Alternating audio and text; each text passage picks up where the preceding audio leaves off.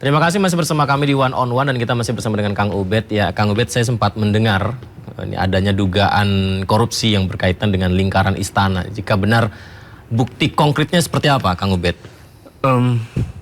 Pertama, kita perlu pahami ya, bahwa data-data korupsi itu sebetulnya mudah untuk bisa ditelusuri.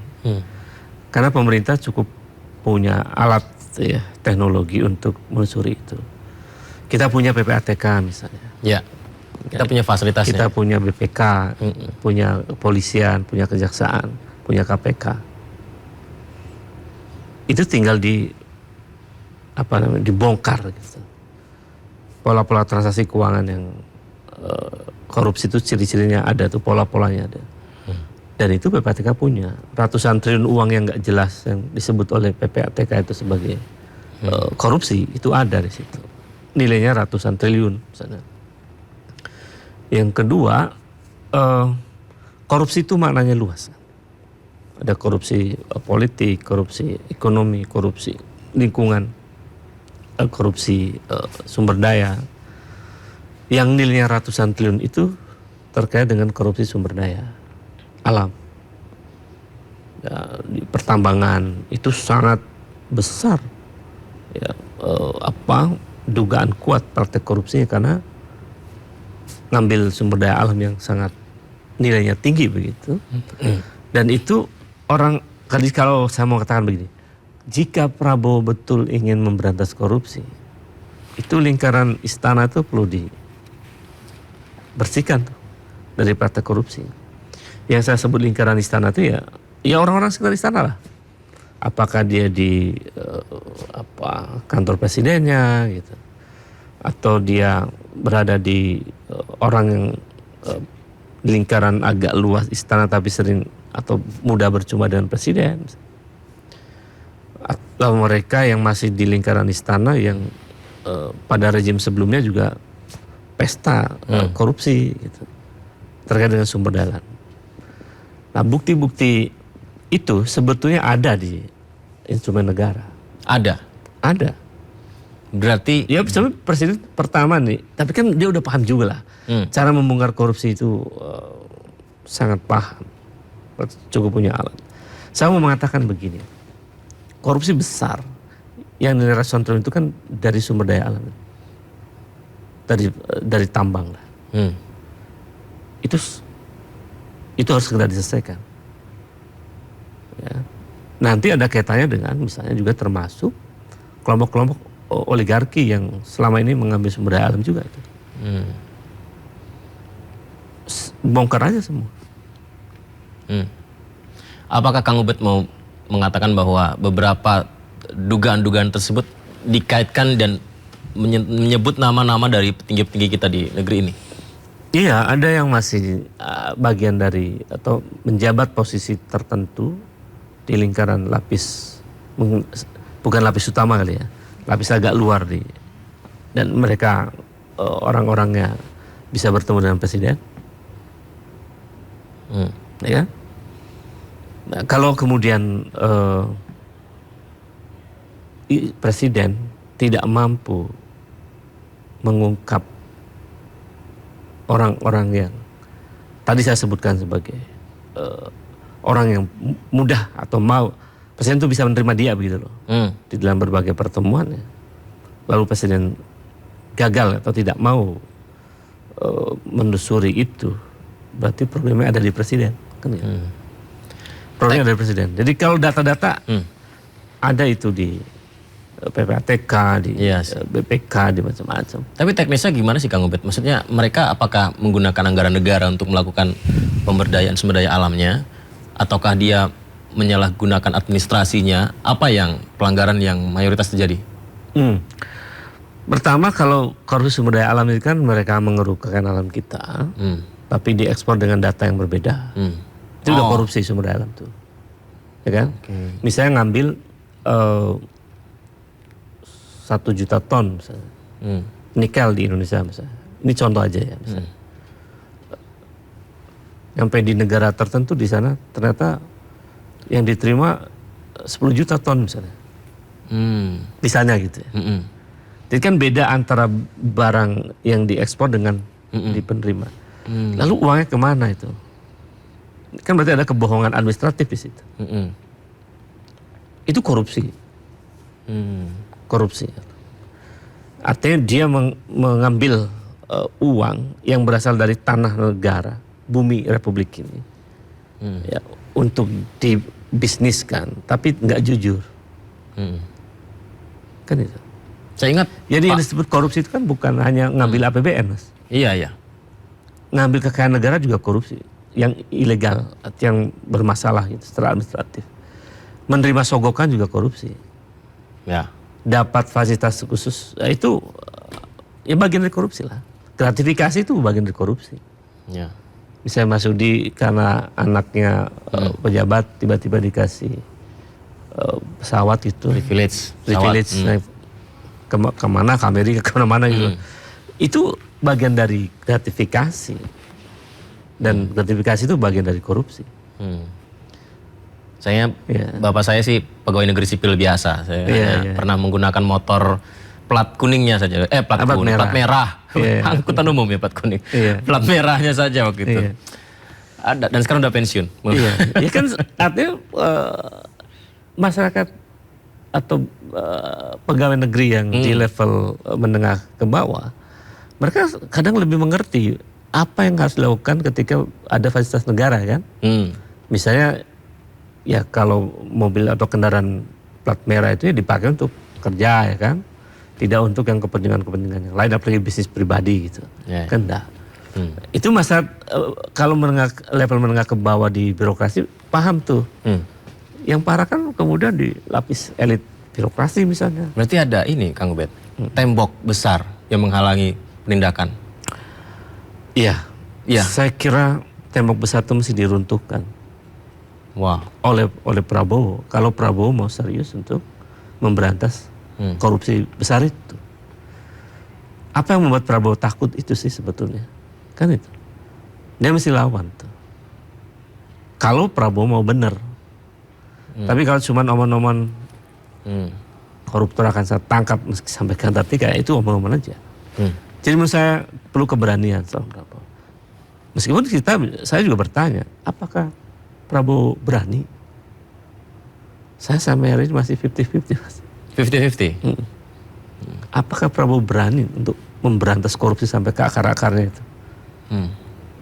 Saya masih ya antara percaya dan tidak. Bahkan cenderung tidak percaya itu. Dipajang loh triliunan hasil dari ininya penindakan. Ya itu. Kemudian ya Noel ditangkap, Dadan Hindayana ditangkap. Itu bagus. Tidak cukup. Itu bagus. Tapi ratusan triliun uang korupsinya. Itu berapa persen? Nggak nyampe 10% itu. Dari uang dikorupsi. 5% aja nggak nyampe itu. Misalnya. Misalnya begitu ya. Jadi menurut saya, ya seriuslah Presiden. Kalau tidak ya omong-omong juga seperti yang dia sering ngomongkan kan gitu. Jadi ini negara separah ini kok ngelolanya masih setengah-setengah itu. Udah kalau mau benar serius saya bongkarnya semua. Termasuk oligarki yang jahat ngeruk kekayaan alam yang macam-macam itu misalnya. Yang merugikan negara misalnya. Bongkarnya semua. Berarti masih jalan ya oligarki yang Kang Ubed bilang itu sampai sekarang? Kan menjadi bagian dari kekuatan politik pada hampir 5 tahun, 10 tahun terakhir. Ya kan, ada mereka.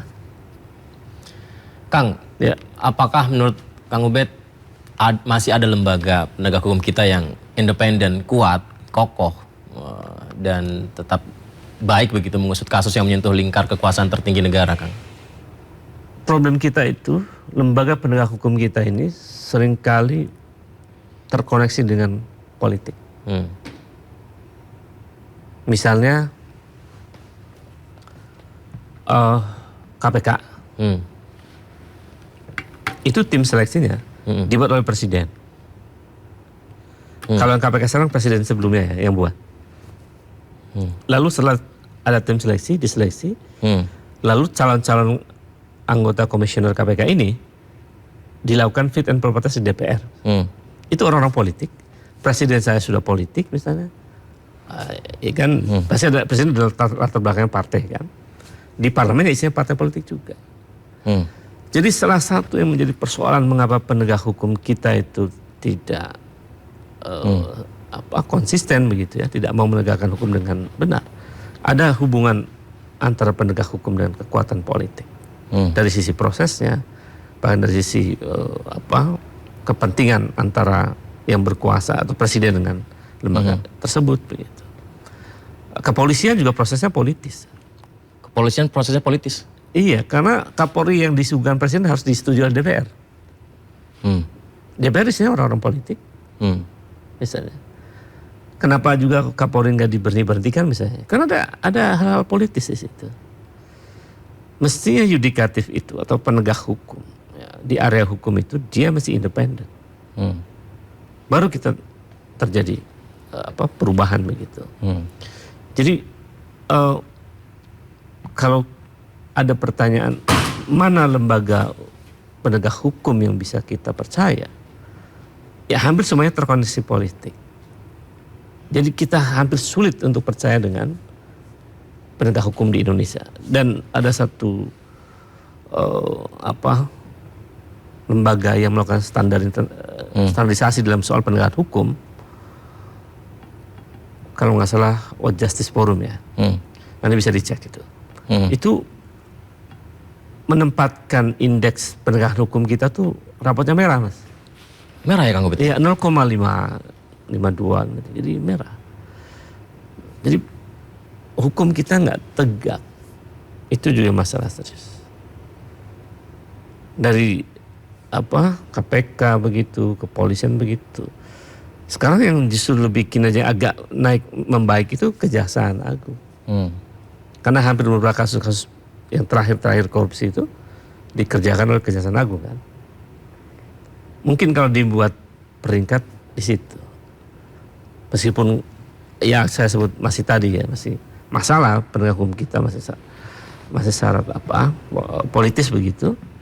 Mungkin Kejaksaan Agung sekarang posisinya di atas KPK dan di atas kepolisian dalam urusan penanganan kasus korupsi. Nah, apakah kita bisa percaya sama polisi?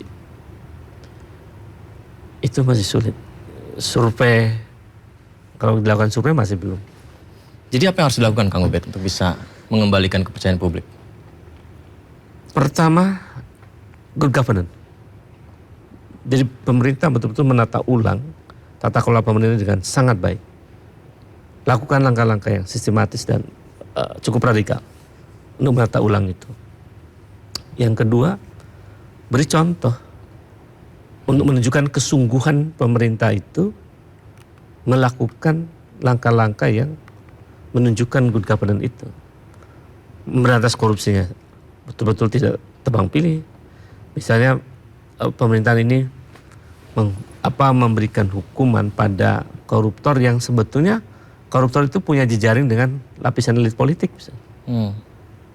Apakah dia anaknya kah, dia menantunya kah? Kalau korupsi, ambil aja. Jadi publik itu, termasuk dunia internasional ya, akan percaya pada pemerintah yang sungguh-sungguh memberantas korupsi. Tidak tebang pilih. Tunjukkan bahwa tidak tebang pilih itu gimana. Orangnya siapa ya, yang dieksekusi sebagai koruptor itu. Jadi kalau sepanjang itu tidak dilakukan, ketidakpercayaan akan terus ada, Mas. Dan problem kita kan sebenarnya kepercayaan yang hilang pada pemerintah. Ya, karena tadi persoalan penegakan hukum yang buruk, hak asasi manusia juga buruk, demokrasi juga buruk, dan seterusnya. Itu yang membuat kemudian orang nggak percaya. Nah kalau orang nggak percaya, bagaimana mau investasi? Ini dampaknya ke ekonomi juga. Dampaknya ke ekonomi juga. Jadi ya sepanjang lembaga-lembaga ini nggak berubah, penegak hukum ya, sepanjang itu pula kita akan terus stagnan di posisi ini sebagai negara, ya, sebagai pemerintah, sebagai bangsa. Ketika pendukung Pak Prabowo pada masa sebelum Pilpres ini dan sekarang punya posisi dan ternyata mereka ditangkap karena sejumlah kasus begitu, tidak cukup itu juga Kang Ubed? Meskipun memang ada beberapa yang masih bertugas dengan baik menurut Ya Presiden. itu boleh dilakukan itu. Misalnya siapa contohnya? Ya udah kan terjadi Noel kan misalnya. Noel Dulu misalnya. pendukung Jokowi. Iya. Ya udah, sekarang udah selesai. Itu memang harus dilakukan oleh pemerintah, itu kewajiban. Dan harus terus dilakukan juga ke yang lain yang masalah-masalah ini. Kalau itu tidak dilakukan ya tidak membangun kepercayaan publik juga. Apalagi dunia internasional yang juga concern dengan isu lingkungan ya. Sementara korupsi lingkungan kita parah. Akibat tambang itu 70% hutan kita rusak. Di belakangnya ada oligarki. Tapi nggak diapa-apain oligarkinya kan itu. Misalnya. Jadi semacam itu. Tapi kalau pemerintahan ini mampu menegakkan keadilan yang tanpa pandang bulu itu. Apakah terhadap temannya, siapalah jejaring dari kekuasaan, itu akan, kalau dia berantas korupsinya, itu akan membangun kepercayaan publik pada pemerintah. Tapi sepanjang itu tidak dilakukan, sepanjang itu pula publik dan dunia internasional tidak percaya. Karena ada penelitiannya itu, Mas. Dari penelitian dari World Economic Forum itu menjelaskan soal itu. Investor yang besar, yang sehat-sehat itu bakal investasi di negara yang mempraktekkan good governance. Korupsi tidak merajalela. Tapi kalau sepanjang itu masih terus terjadi, orang mau ngapain saya investasi di negara yang korupsi merajalela misalnya. Kan itu jadi dampaknya ke ekonomi juga. Jadi saya kira langkah konkret itu penting untuk membangun kepercayaan publik nasional maupun internasional dalam soal pemberantasan korupsi ya. Baik. Sayang waktu kita terbatas ya Kang Ubed ya. Tapi kalau bicara soal pengawasan, akhirnya sekarang yang menarik Kang Ubed, mahasiswa-mahasiswa kita ini mulai berani bersuara dan bahkan sangat kritis. Bahkan ada yang melaporkan beberapa di antaranya begitu. Kalau Anda lihat pergerakan mahasiswa hari ini dan fenomena yang terjadi kemarin, seperti apa Kang? Saya lihat ini akumulasi dari kekecewaan yang menumpuk pada mahasiswa. Karena mereka bertahun-tahun menyampaikan aspirasi selalu dibendung. Aspirasinya. Bahkan direpresi. Begitu mereka melihat ada momentum di mana praktek korupsi luar biasa itu, dan ada beberapa kebijakan yang merugikan masa depan mereka, mereka menjadikan momentum ini sebagai momentum protes mereka begitu. Jadi itu akumulasi, Mas Yudi, dari sekian banyak aspirasi mahasiswa yang diabaikan, sehingga mereka kemudian bergerak bahkan lebih militan ya. Nah militansi itu terjadi karena mereka meyakini idenya. Biasanya orang militan itu karena yakin dengan ide itu. Misalnya, dia memperjuangkan sesuatu dan dia harus menang misalnya. Dia yakin. Dan keyakinan itu muncul karena argumen yang kuat. Nah saya lihat mahasiswa yang sekian banyak demonstrasi itu dan mereka bertahan begitu. Karena dia yakin tentang ide itu. Bahwa kami benar, kami minta agar terjadi perubahan. Dalam soal apa? Dalam soal anggaran negara, dalam soal MBG, dalam soal remilitarisme. Itu dan sebagainya. Mereka satu nafas, satu suara tidak ya Kang ya? Kan dari macam-macam kampus. Maksudnya mana yang kita lihat bahwa ini memang benar-benar pro rakyat atau ada kepentingan atau seperti apa? Kan mudah melihatnya. Pertama melihat demonstrasi itu yang pro rakyat itu dari idenya. Tuntutannya itu menggambarkan betul kehendak rakyat apa enggak. Kalau saya lihat yang demo kemarin itu mayoritas murni. Yang enggak murni itu yang konferensi pers, ngaku dari BEM Fakultas Bersatu, tapi isinya ada alumni di situ.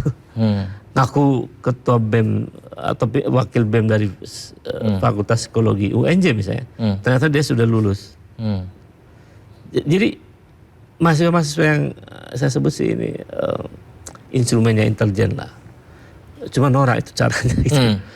Saya parah sekali itu. Tapi diundang Pak Wapres atau Presiden nggak apa-apa kan ya dialog kan ya? Nah itu lain lagi. Ada yang siaran pers, kelompok-kelompok yang kaki-kakinya intelijen ini. Ada yang ke DPR, itu lain lagi. Tapi saya mau mengatakan bahwa kelompok mahasiswa yang kayak gini nih yang berbahaya. Berbahaya? Iya. Pertama mereka merusak generasi mereka sendiri.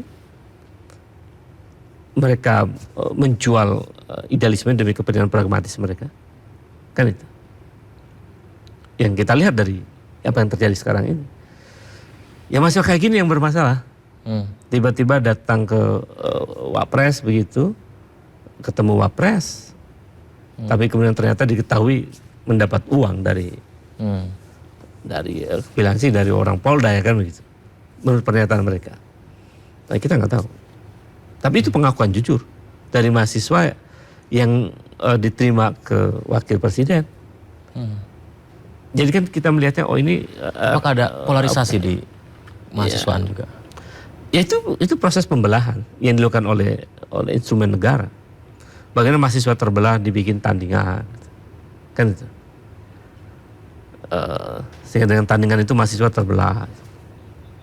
Bahkan ada yang nyusup gitu ke dalam mahasiswa untuk memporak-porandakan soliditas gerakan mahasiswa misalnya. Baik. Jadi saya kira itu Mas, mahasiswa yang murni itu kelihatan dari ide-idenya yang pro pada kepentingan rakyat banyak. Harapan masih ada tapi untuk demokrasi Indonesia ya. Begitu saya melihat ada demonstrasi mahasiswa yang ide-idenya itu murni untuk rakyat, kita masih punya harapan besar. Baik. Pada Itu mungkin generasi baru ya. sebagai penutup kita bahwa harapan masih ada, selalu masih ada untuk negeri kita. Terima kasih Kang Ubed. Sama-sama Mas Sudi. Nanti kita bisa berbincang kembali ya. Baik. Analis sosial politik Universitas Negeri Jakarta Ubedillah Badrun. Dan demikian One on One malam ini, saya Yudi Handoyo, terima kasih banyak, sampai jumpa.